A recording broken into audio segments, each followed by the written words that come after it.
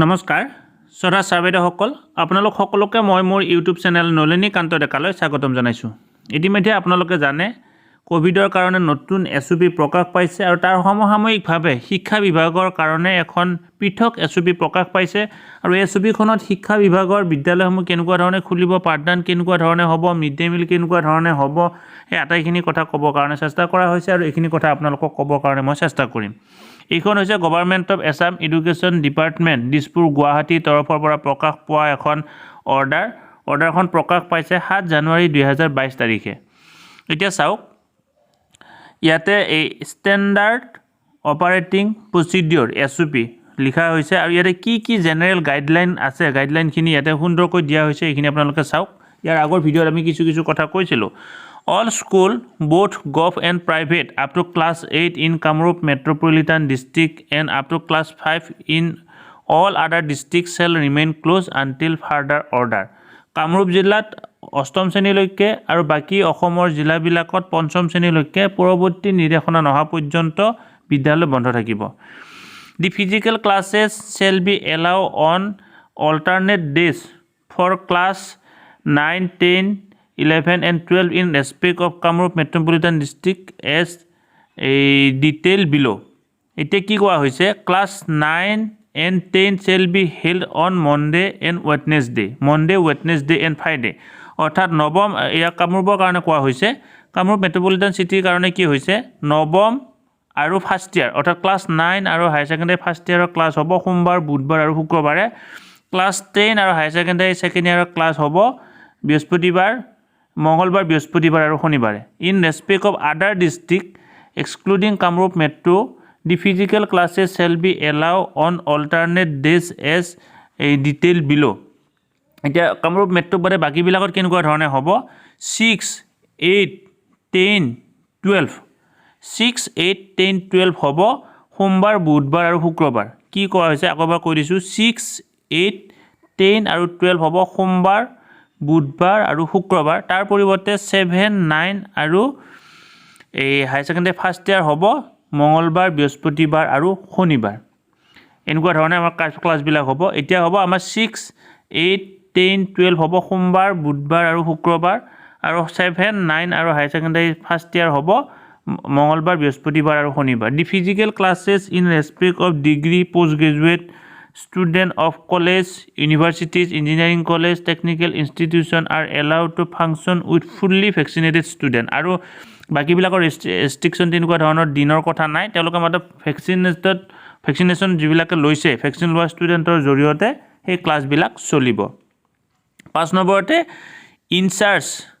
হেডমাষ্টাৰ/হেডমিষ্ট্ৰেছ of the elementary school shall supervise and এনচিয়ৰ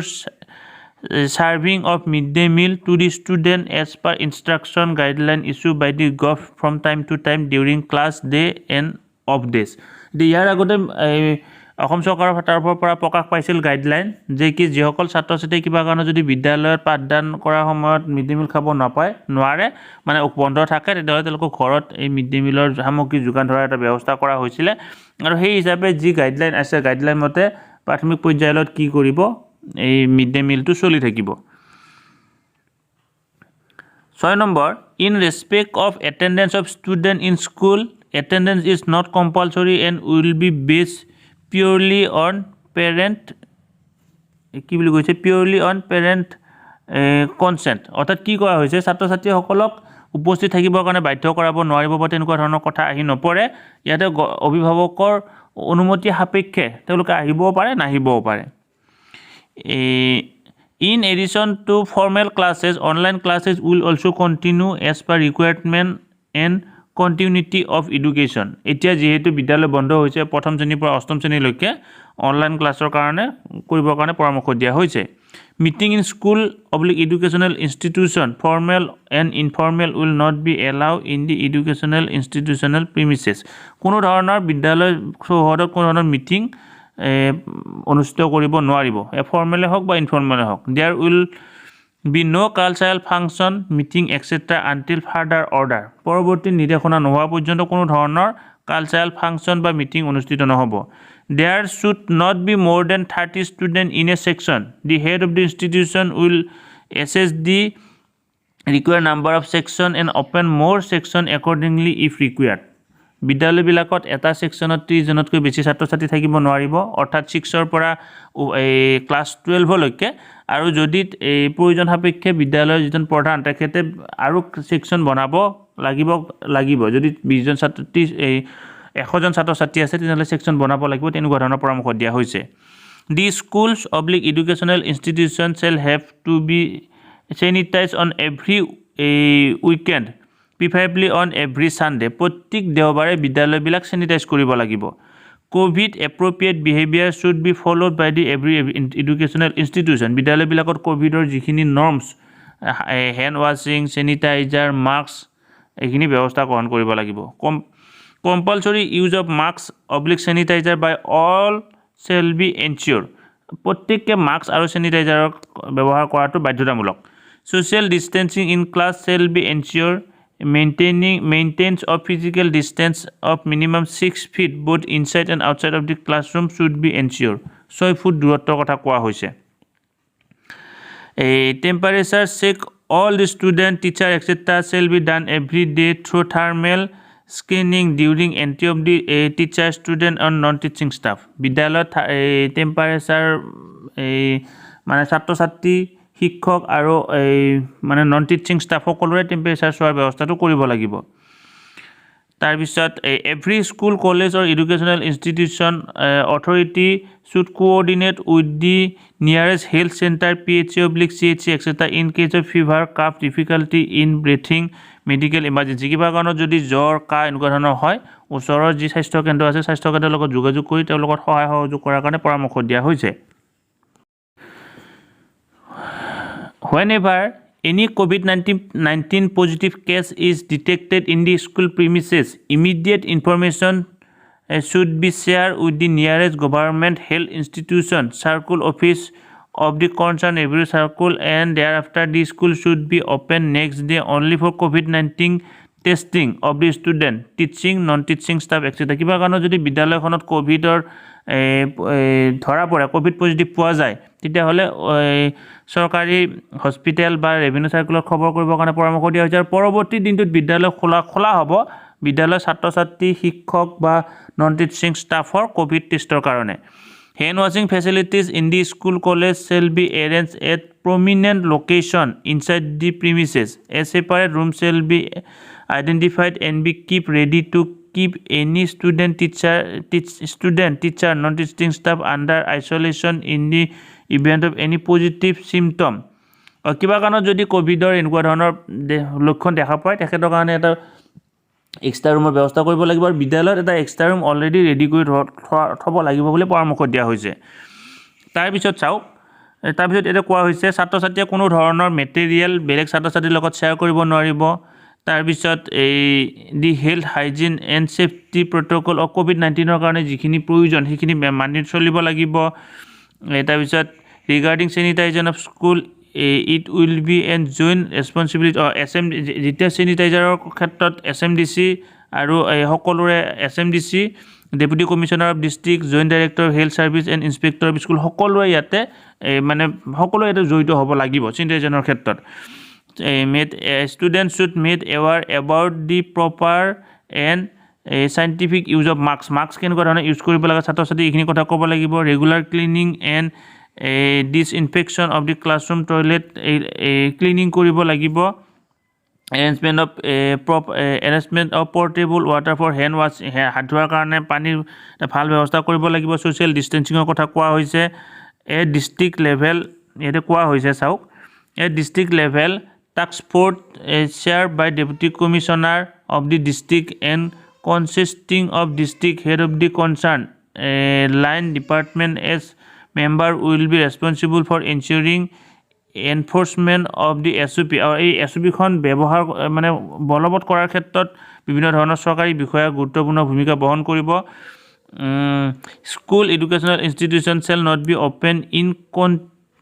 containment zone যদি কিবা কাৰণত ঘোষণা কৰা হয় এই ডিষ্ট্ৰিক্ট অথৰিটিৰ তৰফৰ পৰা সেই ঠাইত বিদ্যালয়বিলাক বন্ধ থাকিব COVID-19 detected in the school premises and thereafter immediately the school educational institution will be closed for a period. যদি কিবা কাৰণত কোনো এখন বিদ্যালয়ত কোভিড পজিটিভ পায় পৰৱৰ্তী দিনটোত ইয়াৰ আগতে কোৱা হৈছে কোভিডৰ টেষ্টিঙৰ কাৰণে বিদ্যালয়খন খোলা হ'ব তাৰ পিছত 7 দিন বিদ্যালয়খন বন্ধ কৰি দিয়া হ'ব in respect of private educational institutions social physical distance shall be maintained and buses will carry 1:3 intake of এখন বাছত 3 ভাগৰ 1 অংশ ছাত্ৰ ছাত্ৰীহে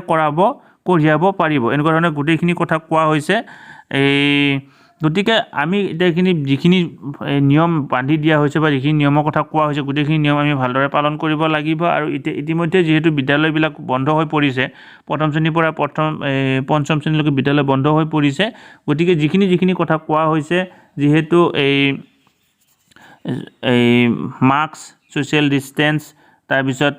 হ্যান্ড স্যানিটাইজাৰ এই গোটেইখিনি কথা বিদ্যালয়ত ৰেডি কৰি ৰাখিব লাগিব বিদ্যালয়তে সেপাৰেট ৰুম ব্যৱস্থা কৰিব লাগিব বিদ্যালয়খন প্ৰত্যেক দেওবাৰে এই স্যানিটাইজাৰৰ ব্যৱস্থা কৰিব লাগিব এইখিনি কথা প্ৰত্যেকখন বিদ্যালয়ে মানি চলিব লাগিব এতিয়া বিদ্যালয়সমূহ যেহেতু পঞ্চম শ্ৰেণীলৈকে বন্ধ হৈছে কিন্তু 6, 7, 8 ইতিমধ্যে এতিয়ালৈকে খোলা আছে আৰু 6, 7, 8 ৰ ছাত্ৰ ছাত্ৰীসকলক মিড ডে মিলৰ দিব লাগিব বিদ্যালয়সমূহ গতিকে মিড ডে মিল কেনেকুৱা ধৰণে দিব লাগিব তাক লৈ ইতিমধ্যে নিৰ্দেশনা এই গাইডলাইনখনত ওলাইছে এটা চাওক আপোনালোকে এই standard operating procedure for serving mid day meal in school বিদ্যালয়ত মিড ডে মিল কেনেকুৱা ধৰণে দিয়া হ'ব তাক লৈ গুৰুত্বপূৰ্ণ ঘোষণা কৰা হৈছে ইয়াতে এন্ট্ৰি অফ কুক কাম helper CCH in school special guideline R as follows এনেকুৱা ধৰণে কৰিব লাগিব it shall be responsibility of district/block administration related to MDM to ensure that the cook cum helper is not covid positive cook cum helper বিলাক যাতে covid positive নহয় তাৰ কাৰণে তেওঁলোকৰ গুৰুত্বপূৰ্ণ ভূমিকা বহন কৰিব all cook cum helper to give self declaration to the headmaster of the respective school with regard to wellness of self and family members before starting their work in school তেওঁলোকে এখন প্ৰধান শিক্ষকক এখন কি দিব লাগিব তেওঁলোকে এখন সেলফ ডিক্লাৰেশন দিব লাগিব থাৰ্মেল স্কেনিং অফ কুক কাম helper must be carried out at the entry point of school তেওঁলোকে যেতিয়া বিদ্যালয়লৈকে ভাত ৰান্ধিবৰ কাৰণে আহিব মধ্যাহ্ন ভোজনৰ ৰান্ধিবৰ কাৰণে আহিব তেওঁলোকৰ টেম্পাৰেচাৰ চোৱাটো বাধ্যতামূলক কুক কাম helper must sanitise wash their hand for minimum 40 seconds upon entering the school কি কৰিব লাগিব তেওঁলোকে হাতত ধৰা হল স্যানিটাইজ ব্যৱহাৰ কৰিব লাগিব এই কথাটো কোৱা হৈছে wearing face mask will be mandatory mask পিন্ধাটো কম্পালসৰি এনেকুৱা গোটেইখিনি কথা কোৱা হৈছে কুক কাম helper should wear hand cover and gloves তেওঁলোকে হাতত গ্লোভছ পিন্ধিব লাগিব যিসকল 6 ৰ পৰা ক্লাছ 8 লৈকে যিখিনি ছাত্ৰ ছাত্ৰী হৈছে তেওঁলোকৰ কাৰণে যিসকল মধ্যাহ্ন ভোজনৰ ৰান্ধনী বাইদেউ বা ছাৰসকলে ভাত বনাব তেওঁলোকে কি কৰিব লাগিব এইখিনি নৰ্মছ মানিব লাগিব গতিকে এনেকুৱা ধৰণে কোৱা হৈছে ইয়াতে চাওক safety norms in kitchen and storage space the kitchen কাম store place is cooking must B thoroughly clean and sanitized before 24 hours of actual cooking after reopening of school বিদ্যালয় যেতিয়া খোলাৰ আগতে অৰ্থাৎ যেহেতু কোভিডৰ কথাখিনি আহি পৰিছে এটা বৰ ধুনীয়া কৰি 24 ঘণ্টাৰ আগতে বৰ ধুনীয়াকৈ চাফ চিকুণ কৰিব লাগিব য'ত খাদ্য বস্তুবিলাক থোৱা হয় য'ত থোৱা হয় এইখিনি বৰ য'ত খাদ্য ৰন্ধা হয় বা থোৱা হয় এইখিনি ভালদৰে পৰিষ্কাৰ কৰিব লাগিব floors of the kitchen and the cooking top should be clean every day before and after the food is cooked খাদ্য ৰন্ধাৰ পিছত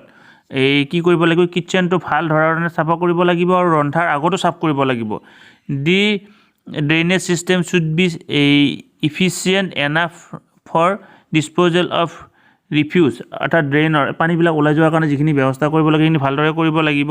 cleaning of utensil for cooking and service যিবিলাকত বনোৱা মানে বৰ ধুনীয়াকৈ গোটেইখিনি মতে চাফ চিকুণ কৰিব লাগিব স্যানিটাইজাৰৰ ওপৰত গুৰুত্ব প্ৰদান কৰা হৈছে এনেকুৱা ধৰণে প্ৰত্যেকজন কুক কাম হেল্পাৰে কামখিনি কৰিব লাগিব আৰু বিদ্যালয় প্ৰধানসকলে ইয়াত কি কৰিব গুৰুত্ব প্ৰদান কৰিব ছটা ছাৰবাইদেউসকল শিক্ষা বিভাগৰ তৰফৰ পৰা যিখন অৰ্ডাৰ যিখন গাইডলাইন ধুনীয়াকৈ আপোনালোকক ক'বৰ কাৰণে চেষ্টা কৰিলোঁ আশা কৰোঁ আপোনালোকে এনেকুৱা ধৰণে গোটেইখিনি কাম কৰিব আৰু বিদ্যালয়খন ভালদৰে পৰিচালনা কৰাৰ ক্ষেত্ৰত গুৰুত্বপূৰ্ণ ভূমিকা ল'ব ধন্যবাদ